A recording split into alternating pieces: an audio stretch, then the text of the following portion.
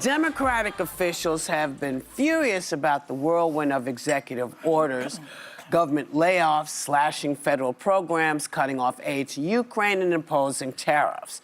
So there's a lot of speculation about what they're going to do tonight when you know who starts his primetime joint address to Congress, which he's calling the renewal of the American dream. So people are saying, well, how should the Democrats handle it? I'm not even, please. What should they do? Should they sit and listen? Should they get butt naked and dance around?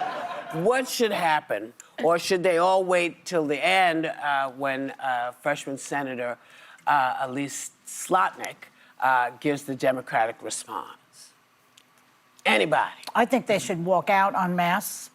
Naked or clothed? Naked. Naked would be good. Naked could be interesting. I mean, they should walk out, or is there going to be a laugh track, by the way? I think they should walk out. I think that a picture is worth 1,000 words. Yeah. I would refer you back to Nancy Pelosi tearing up the State of the Union. We still remember that. That was a moment of protest. Mm-hmm. And just sitting there and being docile is not working. He's over the edge. Mm-hmm. He's, as you put it out there in the intro, he is, I think that we've passed the point of no return with him, and we need to really stand up to him big time. And they are in the position of doing that, and they should do it. Well, we certainly can't expect the Republicans to do anything.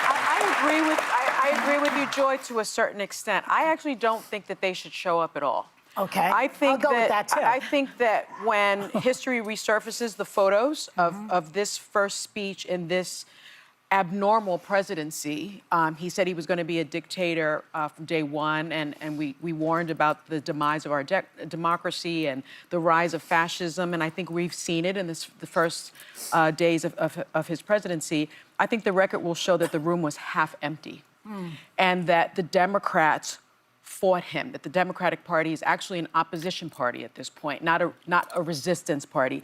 I don't like the optics of walking out simply because that sort of seems to me to get into the Marjorie Taylor Greene and Lauren Boebert type of histrionics. And I think it would be much better to simply deny him the audience that he craves so very much, and at the same time showing that they are the opposition party.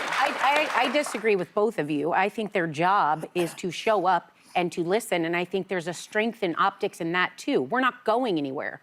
We came here, we're sitting here, we're doing our job, and I think it was Representative Jayapal that said, we are not going to say we avoid it, or we walk away, or we're scared. We show up, we sit there stern face. It doesn't mean you have to be polite and clap and stand up. You can stand there as an unbreakable force showing you're not going anywhere, and I think that is a stronger thing. Don't be a distraction to the insanity that comes in the words of the night, meaning don't get in his way.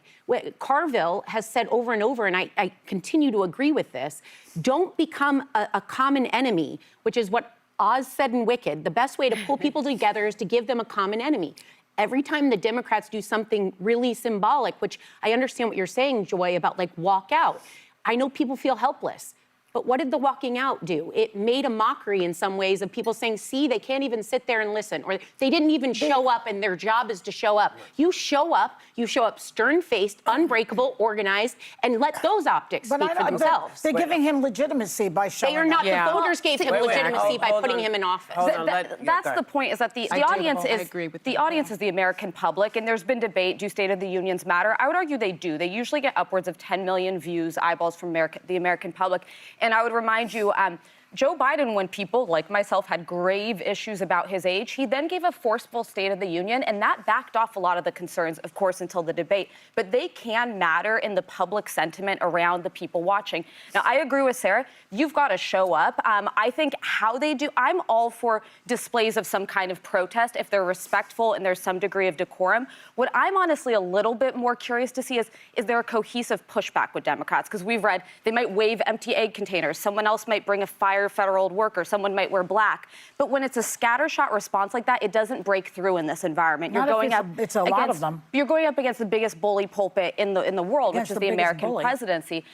That, and they have every Democrat represents people who voted for Trump. So they need to listen to what he's saying and then be prepared to counter. But you can't counter someone if you're not even listening to what they're saying. Well, they have the counter, though, I think Alyssa Slotkin of Michigan, who's going to deliver the Democratic She'll be response amazing. to the joint address, is going to be amazing. She's well qualified. She won an open seat in a state that Trump won. She's a former CIA analyst who joined the agency in response to September 11th.